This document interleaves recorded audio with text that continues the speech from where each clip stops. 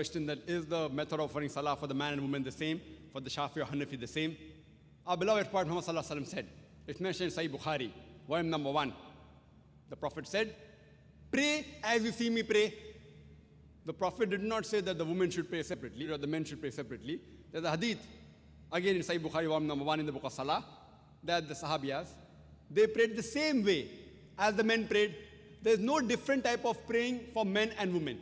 You should pray the same as the Prophet prayed, irrespective whether you're a man or a woman. I am aware that there are books available in the market, in India and throughout the world, of different schools of thought, that the style of praying for women is different because they are seen and the men is different. There is no such Sahih Hadith. For reply in Islam, always, your answer should be backed up with Quran and Sahih Hadith. Always, Quran and Sahih Hadith. So whenever you give reference, any scholar, let it be the biggest scholar in the world. If he gives the answer, there should be proof, quotation from the Quran and Hadith. Ask him for proof. Qul hatu burhanakum. Produce your proof in kuntum sadiqin. There is not a single Sahih Hadith. There is no verse in the Quran which says that the styles for offering salah is different for the men and women. I am aware that scholars of their own view, they said, okay, fine, because women should be protected, they should pray differently. These are their thinking. But the Prophet never said that. We should pray as the Prophet prayed. Regarding the style for offering salah, as the Hanafi style and the Shafi style, I'm aware that it does differ. The Hanafis, they keep their hand below the navel. The Shafis keep their hand on the chest. They do takbir. They say Ameen loudly. Again, my first answer. On Sahih Bukhari, the Prophet said, in volume number 1 in the book of Salah, pray as you see me pray. And all the 4 Aimmas, Imam Shafi, Imam Ahmad ibn Hanbal, Imam Abu Hanifa, Imam Malik, all the great 4 Aimmas said that if you find any of my fatwa which goes against Allah and His Rasul, throw my fatwa on the wall. I am aware Abu Hanifa, may Allah be pleased with him. He was a great scholar, I respect him, I love him. People say that he said that when you offer salah, keep your hand below the navel. There's a hadith in Abu Dawud, if you read volume number 1, book of Salah, which says that the Prophet kept his hand below his navel when he offered salah, but this is a Zaif hadith. Immediately the next hadith says, which is a Sahih hadith, that the Prophet kept his hand above the navel. There are other Sahih hadith in Sahih ibn Khuzaimah, which says that the Prophet kept his hand on the chest. So when there are Sahih hadith saying the Prophet kept on the chest, the hadith below the navel is Zaif. So the right way to offer salah, keep it on the chest.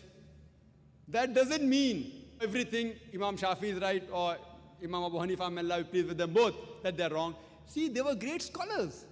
We respect them, they're great Aimmas. But we fail to realize that at that time, the Hadith 1 compiled, during the life of the Prophet, the Quran was compiled. There was no question at all, under his own supervision. But the Hadith 1 compiled, they started being compiled later on, 50 years, 100 years, 150 years later on. So these scholars came earlier. And because they didn't have all the Sahih Hadith with them, the fatwas that they gave were based on the knowledge that they had. I don't think that Abu Hanifa, may Allah be pleased with him, made a mistake. What he did, because that Sahih Hadith didn't reach him. So maybe according to me, the Zaif Hadith reached him and he may have said, keep your hand below the navel. The Sahih Hadith may have reached Imam Shafi. He said that keep your hand on the chest. Again, Sahih Bukhari says, volume number 1 in the book of Salah, that you have to Rafatain. So Rafatain, the Prophet said, not because Imam Shafi is saying I'm following it, because my Prophet said it. Now in wudu, there's a verse in the Quran in Surah Ma'idah, chapter number 5, that it says that when the woman touches, the wudu breaks. The Arabic word is masa, coming from namasa, which means touch. According to Imam Shafi, may Allah be pleased with him, he says that if the woman touches, the wudu breaks. Imam Abu Hanifa said, if the woman touches a man who's in wudu, wudu does not break. Now the Arabic verse of the Quran says, la masa, if the woman touches, wudu breaks. But there are 2 meanings of masa. One is a sexual touch and the other is a physical touch. So Imam Shafi, may Allah be pleased with him, he took it as a physical touch. Imam Abu Hanifa, he took it as sexual touch. So both had a difference of opinion. But when you go to Sunnah Abu Dawud, volume number 1, in the hadith of Aisha, may Allah be pleased with her, the Prophet was in wudu, he kissed her. And the Prophet, without doing wudu again, went for salah. There's another hadith in Sahih Bukhari, in the book of Salah, volume number 1. The Hazrat Aisha was sleeping, Prophet put the leg on offered salah. So this proves that physical touch does not break the wudu. So here, Abu Hanifa, may Allah be pleased with him, is right. And Imam Shafi, not that he made a mistake willfully, that hadith didn't reach him. So all were great scholars, and all the Imam said that if you find any of my fatwa which goes against Allah and His Rasul, then throw my fatwa on the wall. So I say that I am a Pakka Hanafi. Dr. Zakir Naik is a Pakka Hanafi. Why? Abu Hanifa maybe gave the fatwa, keep that below the navel while offering salah. But the Sahih Hadith says keep on the chest. So I, while offering salah, I keep off my chest. I am a Pakka Hanafi. Imam Shafi said, if you find any of my fatwa which goes against Allah and Rasul, throw my fatwa on the wall. So Imam Shafi said that if the woman touches the man in wudu, wudu breaks. But Sahih Hadith says wudu does not break. So my wudu does not break if a woman unintentionally touches me. So because I've thrown the fatwa of Imam Shafi on the wall, he said that I'm a Pakka Shafi. I'm a Pakka Hanafi, I'm a Pakka Shafi, I'm a Pakka Hanbali, I'm also Pakka Maliki. Pakka means staunch. I follow 100%. Other people follow 80%, 90%, or 60% of Abu Hanifa. I follow total. All the great four Aimma said, if you find any of my fatwa which goes against Allah and Rasul, throw my fatwa on the wall. All these scholars, the great scholars, you have to respect them. But you have to realize that the hadith weren't compiled. Today, everything on your fingertips, on the CD-ROM, in the books available.